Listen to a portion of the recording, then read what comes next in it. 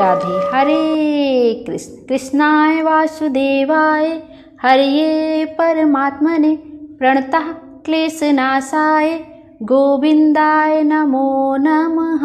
हरे कृष्ण। आप सभी को गोपा अष्टमी पर्व की हार्दिक शुभकामनाएं। आइए आज के वीडियो में हम कार्तिक मास शुक्ल पक्ष की अष्टमी तिथि को पड़ने वाली गोपा अष्टमी की पावन कथा का श्रवण करेंगे।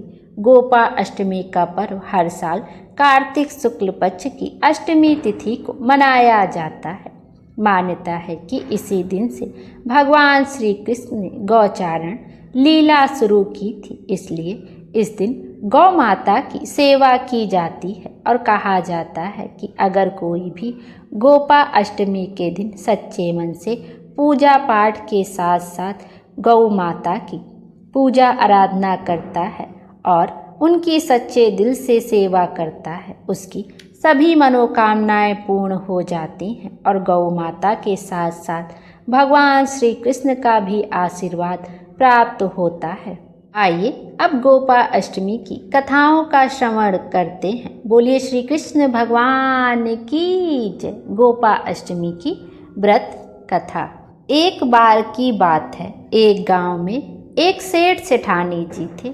सेठ और सेठानी बहुत ही पैसे वाले और अमीर थे।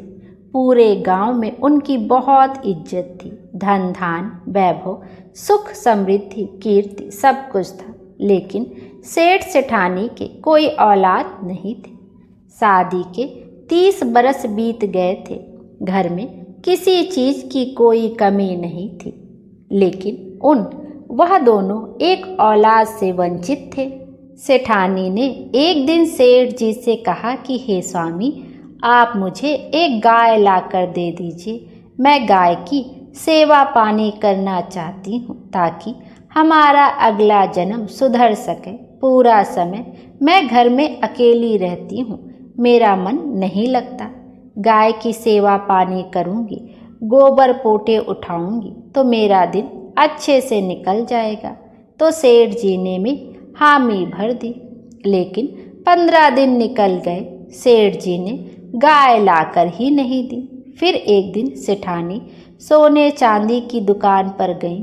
वहाँ से एक चांदी की गाय लेकर आई। साथ ही चांदी की गाय के लिए सोने के जेवर गढ़वा कर भी लाई। गाय के लिए सोने की पायल, गले की कंठी, गले का हार, माथे का मुकुट और सुंदर सुंदर रेशमी कपड़े सिलवा कर ले आई। अब सेठानी पूरे समय गाय की सेवा पूजा करने लगी। रोज गाय की पूजा करती, कहानी सुनती, हलवा पूड़ी खीर बनाती, भोग लगाती और घर के बाहर आने जाने वाली गौ को वह भोग खिला देती। अब सेठानी का पूरा समय गाय की पूजा पाठ करने में बीतने लगा। इस तरह पूरा 1 साल हो गया। तब सेठानी सेठ जी से बोली कि हे स्वामी, मुझे गाय की पूजा करते हुए 1 साल हो गया है। मैं गाय का उद्यापन करना चाहती हूँ। आप कल गांव में से एक ब्राह्मण को भोजन को कहकर आना। सेठ जी ने हामी भर दी। तब सेठ जी गांव से एक पंडित जी को बुलाने गए और बोले कि हे पंडित जी महाराज, मेरी पत्नी गाय व्रत का उद्यापन करना चाहती है। आप कल मेरे यहाँ भोजन करने के लिए आना। ब्राह्मण ने हामी भर दी। तब शाम को ब्राह्मणी अपने पति से बोली कि हे स्वामी, आप तो कल यजमान के यहाँ जाएंगे और हम भी प्रसादी खाने मंदिर में जाएंगे। तो ब्राह्मण बोला कि अरे भगवान, मैं कल सेठ जी के यहाँ भोजन करने नहीं जा रहा। तो ब्राह्मणी बोली कि आप सेठ जी के यहाँ खाना खाने क्यों नहीं जाएंगे? तो पंडित बोले कि अरे भाग्यवान, सेठानी गाय व्रत का उद्यापन कर रही हैं। कल मुझे वह भोजन खिलाकर गाय दान में देंगी। भगवान, हम एक छोटी सी झोपड़ी में रहते हैं। मैं तुम सबके भोजन का इंतजाम बड़ी मुश्किल से कर पाता हूँ। गाय को हम क्या खिलाए पिलाएंगे और गाय को कहाँ बांधेंगे? भगवान, गाय को कभी छाया में तो कभी धूप में बांधना पड़ता है। अगर मैं गाय की सेवा पानी अच्छे से नहीं कर पाऊँगा, गाय को अच्छे से खिला पिला नहीं पाऊँगा तो मेरे ऊपर गौ हत्या का पाप चढ़ जाएगा। भगवान, गाय में 33 कोटि देवी देवताओं का वास होता है, इसलिए मैं सेठानी के यहाँ भोजन करने नहीं जाऊँगा। दूसरे दिन सेठानी ने गाय के उद्यापन के लिए 2 तांबे के ड्रम खरीदे, 1 दलिये की बोली खरीदी, पंडित जी को देने के लिए 5 कपड़े खरीदे और गाय को देने के लिए गुड़ की बोरी खरीदी। पंडित जी को देने के लिए 5 कपड़े खरीदे और गाय को देने के लिए गुड़ की बोरी खरीदी। सुबह जल्दी उठकर स्नान आदि करने के बाद पंडित जी को खिलाने के लिए तरह तरह के व्यंजन बनाए। सुबह से दोपहर हो गई, लेकिन पंडित जी तो भोजन करने नहीं आए। सेठानी ने सेठ जी से कहा कि हे स्वामी, आपने पंडित जी को भोजन के लिए नहीं बोला था क्या? दोपहर हो गई, अभी तक पंडित जी भोजन करने नहीं आए। सेठ जी ने कहा, भाग्यवान, मैंने बहुत अच्छे से बोला था। सेठानी बोली कि मैं खुद जाकर बुलाकर लाती हूँ। सेठ जी बोले कि अरे भाग्यवान, तू कहाँ जाएगी? मैं दुकान के नौकर को भेजकर बुला लेता हूँ।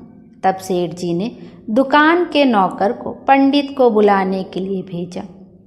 दुकान का नौकर पंडित जी के घर गया और बोला कि अरे पंडित जी महाराज, क्यों आप अपना नुकसान करवा रहे हैं? मेरे सेठ सेठानी ने आपको भोजन के लिए बुलाया था और आप भोजन करने नहीं आए। मेरे सेठ सेठानी आपको चांदी की गाय, गेहूं का दलिया, गुड़ की बोरी और 2 बड़े बड़े तांबे के ड्रम देंगे, साथ में नगद नारायण और आपको कपड़ा और दक्षिणा भी देंगे।